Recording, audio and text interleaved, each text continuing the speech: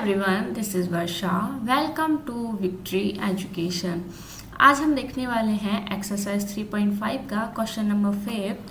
तो चलते हैं अपने क्वेश्चन की तरफ। Find all the prime factors of 1729 and arrange them in ascending order. Now state the relation, if any, between two conjugative factors. देखो question बोला है कि find all the prime factors of 1729। एक नंबर के बाद है उसके प्राइम फैक्टर्स हमें फाइंड आउट करने हैं and arrange them in ascending order. I hope सभी को असेंडिंग ऑर्डर पता होगा। असेंडिंग होता है छोटे से बड़े की तरफ। इट मीन्स जितने भी फैक्टर आपको मिलते हैं आपको सबसे पहले स्मॉलेस्ट नंबर लिखना है, देन ग्रेटेस्ट, देन द उससे भी greatest number. Now state the relation, if any, between two conjugative factors. And जितने भी factors आपको मिलते हैं उनके बीच में यदि कोई relation आपको दिखता है तो वो भी आपको यहाँ पर लिखना है। क्लियर है? तो सबसे पहले हम इसके प्राइम फैक्टराइजेशन मेथड से फैक्टर्स फाइंड आउट करते हैं। तो अब हमें यहाँ पर देखना है कि 1729 किस नंबर से डिवाइड होता है।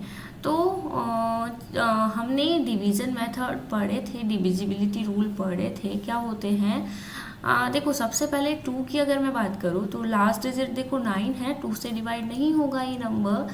3 से डिविजिबिलिटी का रूल क्या कहता था कि सभी नंबर्स को आपको क्या करना होगा, ऐड।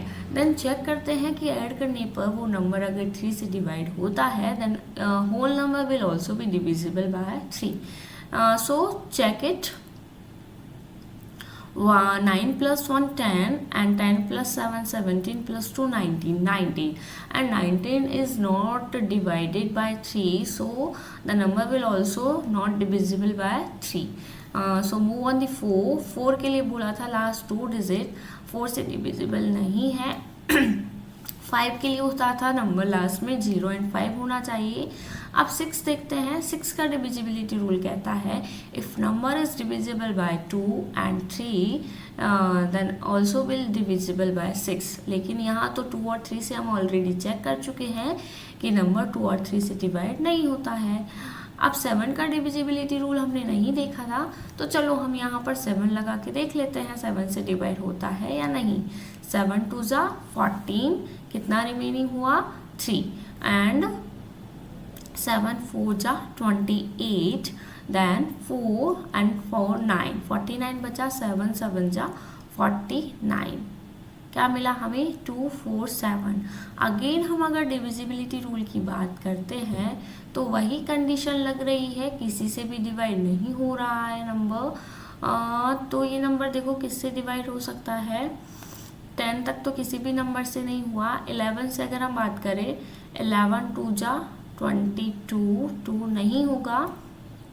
12 से 12 2 से 24 नहीं होगा। चलो हम 13 से इसको चेक करते हैं। 13 1 जा 13, कितना रिमेनिंग रहा, चलो एक बार यहाँ पर लिख के देख लेते हैं इसको। 13 1 जा 13, 1 एंड 1 11 रिमेनिंग, एंड 13 9 जा 1 1 7। क्लियर है? तो कितने टाइम हुआ, 19 टाइम। अब 19 तो ऑल वी नो कि किससे डिवाइड होता है, 19 से।